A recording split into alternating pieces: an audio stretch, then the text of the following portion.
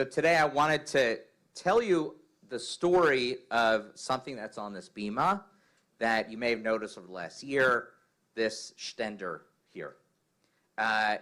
So I want to tell the story of how I got this Shtender and a little bit related to the words I want to say today. So first, I got this Shtender, which is Shtender is a Yiddish word for stand. Yeah, you put up your books there. And I was studying in Israel, I was studying in Jerusalem, it was 2002, and I had just been admitted to the Jewish Theological Seminary, to rabbinical school. And there was a store in Mea Shearim called Olive.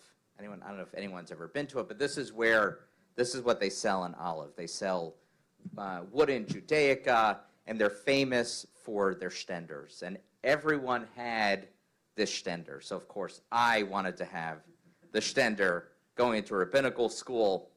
It was the cool thing to do. So I walk in, and it's this little basement store in Mea Shearim, and there's this one woman working there. There's a line out the door. You wait, and you get in line. And the interesting thing about this Shtender is that you can write she personalizes it for you. She'll write your Hebrew name, and then a verse from the Torah. Whatever verse you want from the Torah, Talmud, Torah, whatever, she puts it on. So I wait in line, and for those Harry Potter fans out here, this is it's like the same energy as the wand store, but the owner was much less excited than the wand salesman. Let's just say that. She said, "What's your name and verse?" So I told her my name, and she quickly wrote it in this perfect Hebrew calligraphy. And then she said, verse, she tersely asked. And I quoted her Numbers 12:3. Va'ish Moshe anav me'od mikol ha'adam asher al pnei ha'adama. Now Moses himself was very humble, more so than any other human being on earth. She looked at me with this puzzled look, and she said, "No one's ever asked me to write that verse before." But that didn't stop her from writing the verse and then saying 150 shekels, please. So she did it, no questions asked. She didn't ask me why did I choose that line that no one else had chosen.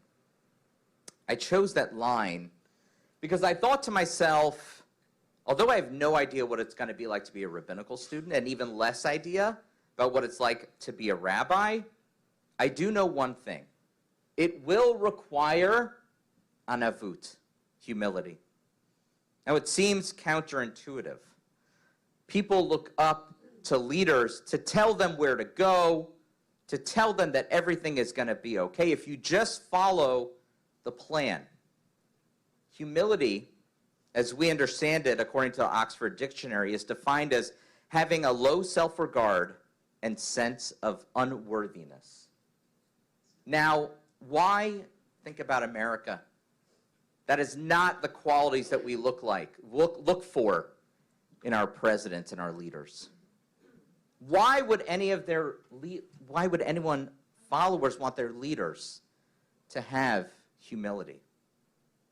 And that's what I want to talk about today. Why it's important, not just for leaders, but as a midah, sacred value for all of us, and how having too much humility is just as dangerous as having none at all.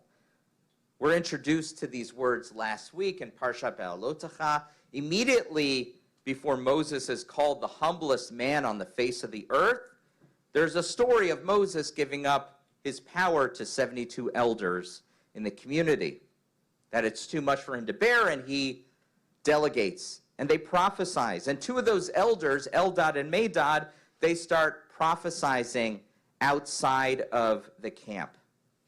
Joshua, who will become the new Moses, may not know yet, and he says to Moses, a youth ran out and told Moses, saying, Eldad and Medad are acting the prophet in the camp. And Joshua, son of Nun, Moses' attendant from his youth, spoke up and said, my Lord, restrain them. But Moses said to him, are you wrought up on my account? Would that all the Lord's people were prophets, that the Lord put God's Spirit upon them. Very interesting. We see here Moses saying, let them speak. It's okay.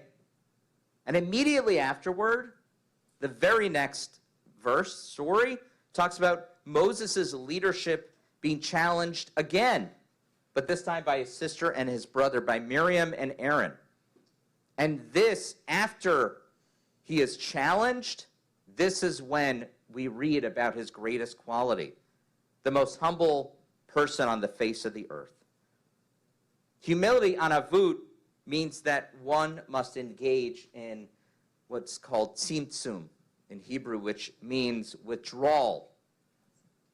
In other words, don't be scared to let others take up space.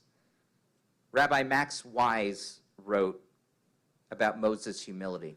He said, Moses' humility is based on his recognition that he lives his life among and with his people, not at the center and not above them. His humility flows from his knowledge of his proper place in the world.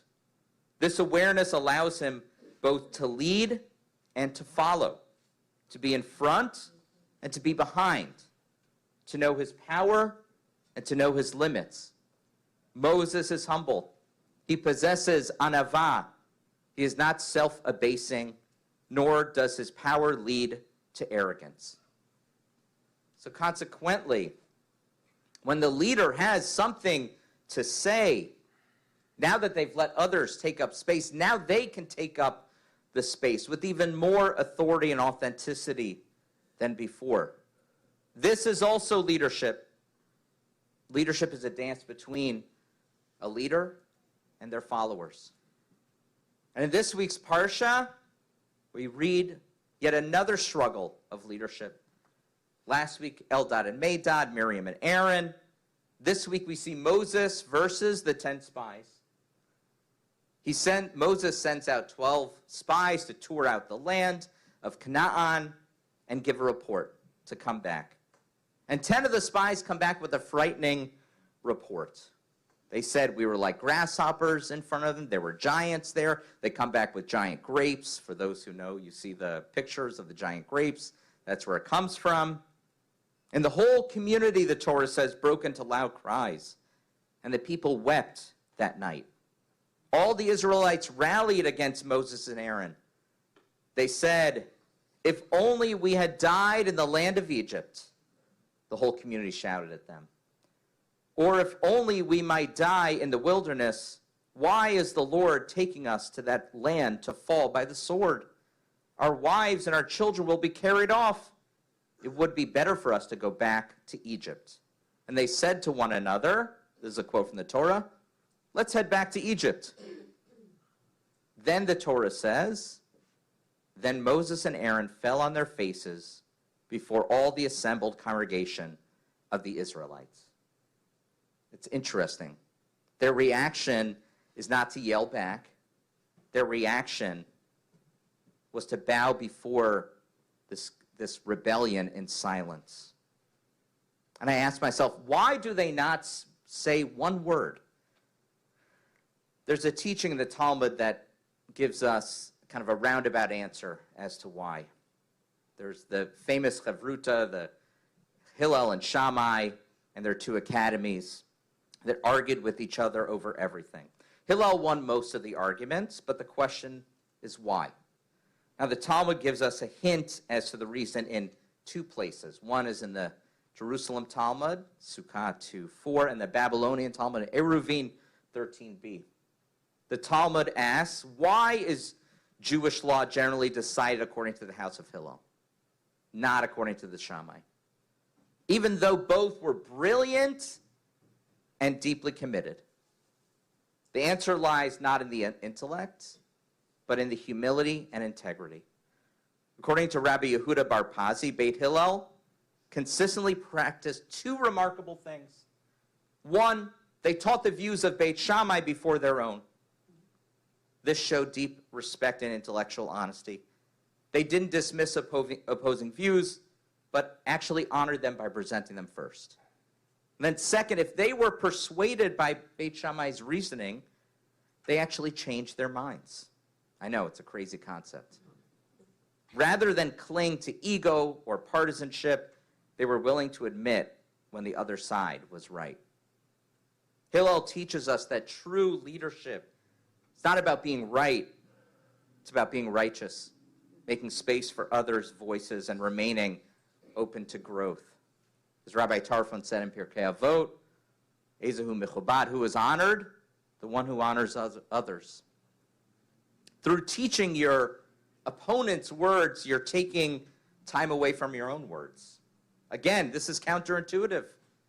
But through this act, the leader shows a quiet confidence in their own thoughts. Let the other side be heard, because I believe in my ideas so much that I'm not scared to let the other side be heard and challenge them if they need to be refuted. Moses and Aaron let the opposing voices be heard when they bowed down in silence, and perhaps it took that vacuum for the wrong message to be put out, for new leaders to step in, Joshua and Caleb. The two leaders standing apart from the other 10, they say, the land we have traversed and scouted is an exceedingly good land. If the Lord is pleased with us, God will bring us to the land, a land that flows with milk and honey, and give it to us. Only you must not rebel against the Lord. Have no fear then of the people of the country, for they are our prey.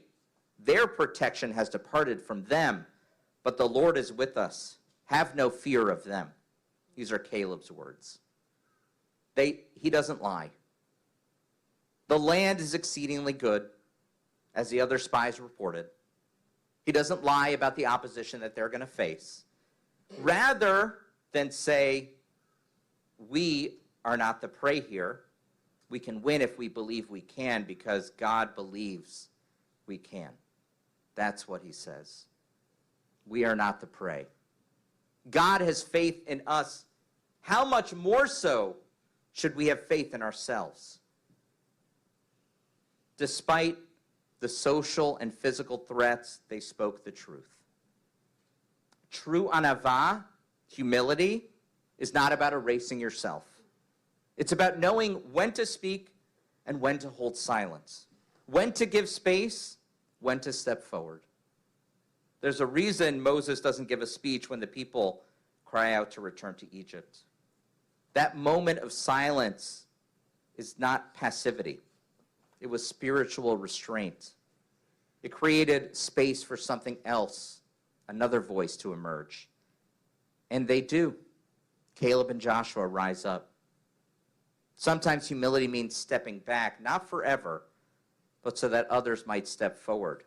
And sometimes that is leadership. And sometimes humility means speaking up, even when it's uncomfortable, even when it means risking rejection, as Caleb and Joshua do. They set themselves apart. I'm sure they weren't the most popular spies in the world at that time, but they show a different kind of humility, because their very lives matter less than the future of their people. The Shtender, which I learned from and used to speak from, it still holds up my books, my words, but what it really holds up is the foundation of how I try to lead. Not by having all the answers, but by staying grounded.